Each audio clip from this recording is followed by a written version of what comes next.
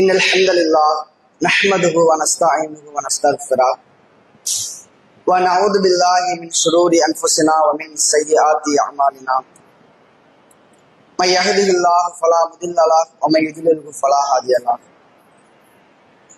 أشهد أن لا إله إلا الله وأشهد أن محمدا عبده ورسوله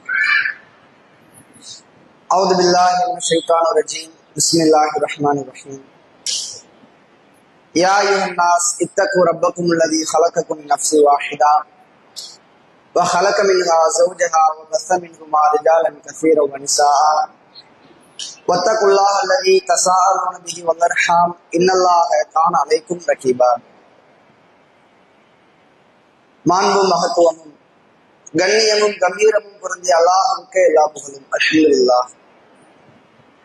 நாம் எல்லாம் உயிரினும் மேலாக நேசிக்கக்கூடிய நேசிக்கப்பட வேண்டிய நம்மை எல்லாம் இருளில் இருந்து வெளிச்சத்தின் பக்கம் அழைத்து செல்ல வந்த அண்ணன் பெருமகனார் நபிகள் நாயகம் ஸல்லல்லாஹு அலைஹி வஸல்லம் அவர்களின் மீது அவர்களினுடைய சொல் செயல் அங்கீகாரத்தை தங்களால் இயன்ற அளவு வாழ்ந்து மரணித்த சத்திய சகாபாக்கள் மீதும் சகாபிய பெண்மணிகள் மீதும் தாபியங்கள் மீதும் தாபியங்கள் மீதும் குறிப்பாக நன்மையினை எதிர்பார்த்து இங்கு ஒன்றுகளில் இருக்கக்கூடிய நம் அனைவரின் மீதும் அந்த ஏக இறைவனின் சாந்தியும் சமாதானமும் பற்றாத பெருங்கருணையும் என்றென்றும் நின்று நிலவட்டுமாக என்று கூறி எனது உரையினை ஆரம்பம் செய்கிறேன். கண்ணியத்திற்குரிய எல்லாம் வல்ல அல்லாஹ்வின் நல்லடியார்களே, அன்பார்ந்த சகோதரர்களே, தாய்மார்களே, பெரியோர்களே, இந்த ரமலானுடைய மாதத்தில் இரவு தொழுகையை முடித்துவிட்டு இந்த உரையினை கேட்டுக்கொண்டு அமர்ந்திருக்கிறோம். கடந்த உரைகளிலே நாம் அல்லாஹ்வினுடைய பார்வையில் உண்மையான முஸ்லிம் யார் என்ற தலைப்பின் கீழாக மரணத்தை பற்றிய சில செய்திகளையும் உலகம் அற்பமானது என்பது குறித்த சில செய்திகளையும் பார்த்து வந்தோம். அதனுடைய தொடர்ச்சியாக இந்த திருமறை குர்ஆனில் இருக்கக்கூடிய ஒரு அத்தியாயம், அல்லாஹ்வினுடைய அந்த வசனத்தில் இறைவன் பேசும் பொழுது வல் அஸ்ர், காலத்தின் மீது சத்தியமாக, இன்னல் இன்சான லஃபீ ஹுஸ்ர், நிச்சயமாக மனிதன் நஷ்டத்திலே இருக்கிறான், இல்லல்லதீன ஆமனு வஅமிலு ஸாலிஹாத் வதவாஸவ் பில் ஹக்கி வதவாஸவ் பிஸ் ஸப்ர், யாரையெல்லாம் தவிர என்று சொல்லும் பொழுது யார் ஈமான் கொண்டாரோ, எவருடைய உள்ளத்தில் ஈமான் இருந்து நல்லறம் செய்து உண்மையையும் பொறுமையையும் எடுத்து பிரச்சாரம் செய்கிறாரோ அவரை தவிர மற்றவர்கள் எல்லாம் நிச்சயமாக நஷ்டத்தில் இருக்கிறார்கள் என்று பேசுகிறார். இறைவன் சொல்லக்கூடிய விஷயம், யார் அல்லாஹ்வை நம்பி இருக்கிறாரோ, மலக்குமார்களை நம்பி இருக்கிறாரோ, தூதர்களை நம்பி இருக்கிறாரோ, வேதங்களை நம்பி இருக்கிறாரோ, இப்படி ஈமான் கொள்ளக்கூடிய விஷயங்களை, நம்பிக்கை கொள்ளக்கூடிய விஷயங்களை நம்பி இருக்கிறாரோ, அப்படி நம்பிக்கை கொண்டு நல்லறம் செய்யணும். கடமையாக்கப்பட்ட தொழுகை, ஜகாத், கடமையாக்கப்படாத தர்மம், திக்ருகள், குர்ஆன் ஓதுதல் போன்ற நன்மைகளையும் செய்து சத்திய மார்க்கத்தை, உண்மையை மக்களுக்கு எடுத்து சொல்வாரோ அவர்களை தவிர மற்ற மக்கள் எல்லாம் நஷ்டத்தில இருக்கிறாங்க. ஒரு நபருடைய உள்ளத்தில் ஈமான் இருக்குது, அல்லாஹ்வை நம்புகிறார், மலக்குமார்களை நம்புகிறார், ஆனால் நல்லறம் இல்லை, தொழுகை இல்லை, ஜகாத் இல்லை, இன்ன பிற அமல்கள் இல்லை. அப்படி என்றால் அவர் நஷ்டத்திலே இருக்கிறார். சில அரசியல்வாதிகளை நாம் பார்க்கும் பொழுது அவர்கள் நல்லறங்கள் செய்வார்கள், பொது சேவைகள் செய்வார்கள், மக்களுக்கு சாலைகள் போட்டு கொடுப்பார்கள், கழிவுநீர் கால்வாய் கட்டி கொடுப்பார்கள், குடிநீர் சேவைகள் வைத்துக் கொடுப்பார்கள், தெருவிளக்குகள் சரி வைத்துக் கொடுப்பார்கள். இப்படி பொது சேவைகளை செய்தாலும் நன்மையான காரியங்களை செய்தாலும் அவர் நஷ்டத்தில் தான் இருக்கிறார். ஏன்? அவருடைய உள்ளத்தில் ஈமான் இல்லை. அல்லாஹுவின் குறித்த நம்பிக்கை இல்லை. இப்படி ஒருவருடைய உள்ளத்தில் ஈமானும் இருக்கு, நல்லறமும் இருக்கு, ஆனால் சத்திய மார்க்கத்தை எடுத்து சொல்லல, அல்லாஹுவினுடைய வசனத்தை பிரச்சாரம் செய்யல, நபிகளார் சொன்ன பொன்மொழிகளை எடுத்து சொல்லவில்லை என்றால் அவரும் நஷ்டத்தில் தான் இருக்கிறார். ஈமான் இருந்து நல்லறம் செய்யல நஷ்டம், நல்லறம் செய்து ஈமான் இல்லை நஷ்டம். ஈமானும் இருக்கு, நல்லறமும் இருக்கு, ஆனால் மார்க்கத்தை எடுத்து சொல்லல நஷ்டம். மார்க்கத்தை எடுத்து சொல்லவில்லை என்றால் ஏன் நஷ்டம்னு சொல்றோம்?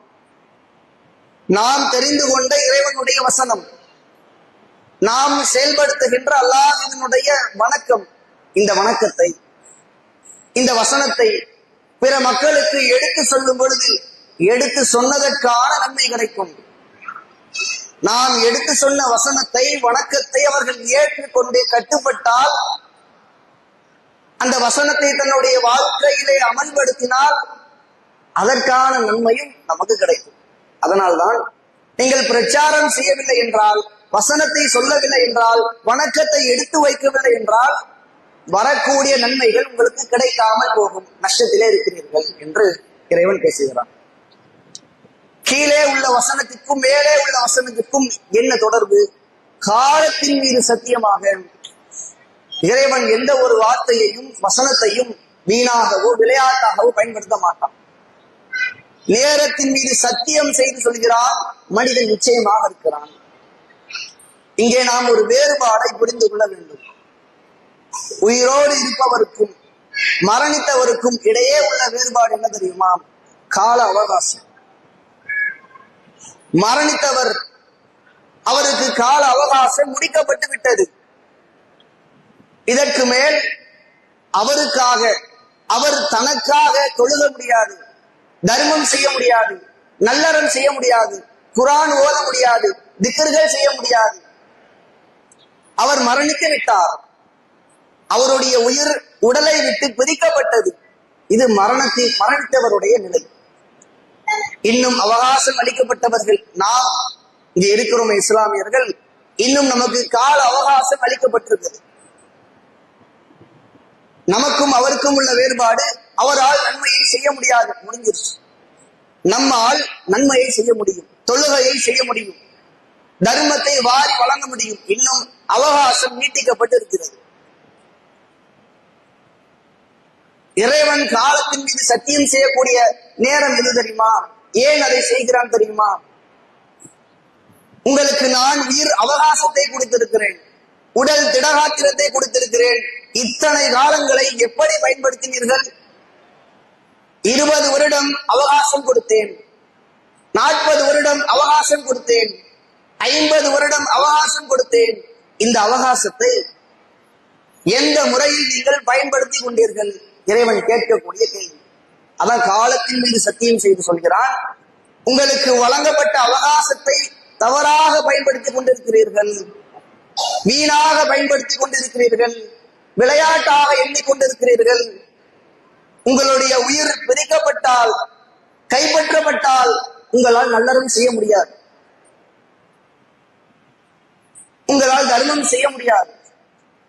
ஆனால் இறைவன் கொடுத்த மிகப்பெரிய அருள், இஸ்லாமிய மார்க்கத்தில் இருக்கிறோம், சத்திய கொள்கையில் இருக்கிறோம், இன்னும் உயிர் அவகாசம் நீட்டிக்கப்பட்டு இருக்கிறோம், இன்னும் நாம் மரணிக்காமல் இருப்பதே இறைவனுடைய மிகப்பெரிய அருள், நன்மையை செய்வதற்காக. இறைவன் தன்னுடைய திருமறையில் சொல்லும் பொழுது, வமா ஹலக்துல் ஜின்ன வல் இன்ஸ இல்லா லியஅ்புதூன், மனிதனையும் ஜின்னையும் என்னை வணங்குவதற்காகத்தான் படைத்தேன், வேறு எந்த ஒரு நோக்கமும் கிடையாது. முதன்மை நோக்கம், அடிப்படை நோக்கம் வணக்கம் தான். யாருக்கு? அல்லாஹ்வுக்கு மட்டும். நமது குடும்பம், நமது வியாபாரம், உலக ஆசை, உலக மோகம் இதெல்லாம் அடுத்தபடி. முதன்மை நோக்கம் வணக்கம் தான், தொழுகை தான், தர்மம் தான், ஜகாத் தான்.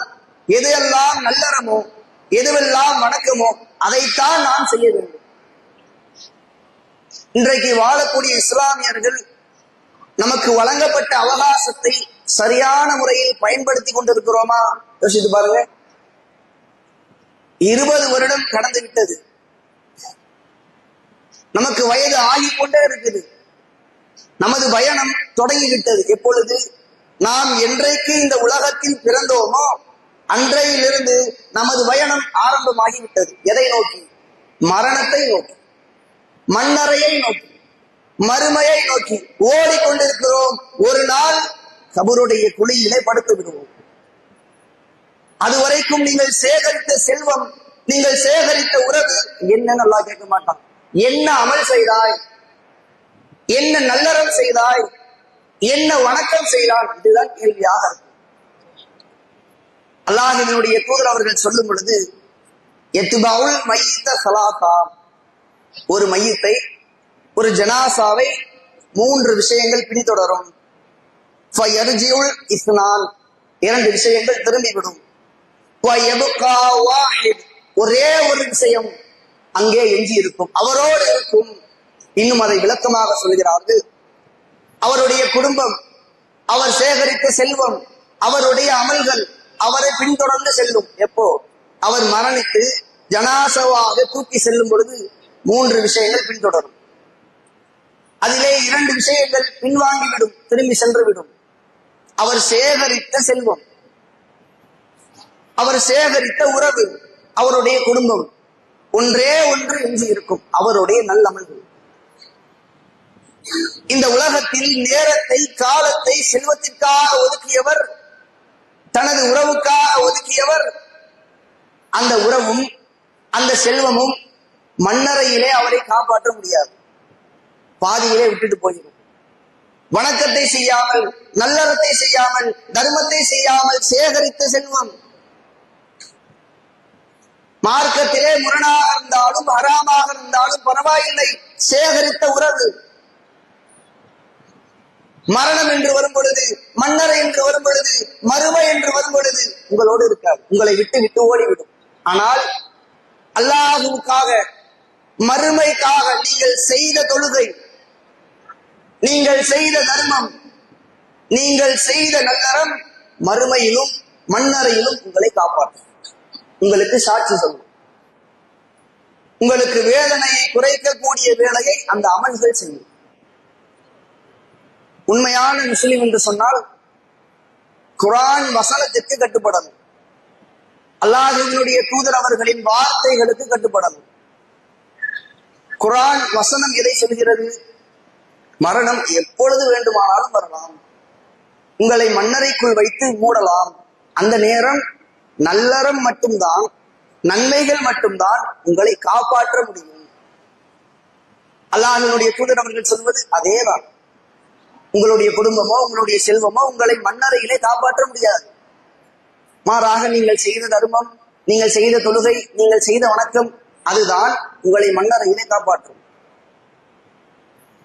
இன்றைக்கு இஸ்லாமியர்களாக வாழக்கூடியவர்கள் மரண சிந்தனையிலும் மண்ணறை நம்பிக்கையிலும் எந்தவித சந்தேகமும் கிடையாது. நிச்சயமாக மரணிப்போம், நிச்சயமாக மண்ணறைக்கு செல்வோம். ஆனால் அதிலே ஒரு பொய் இருக்குது.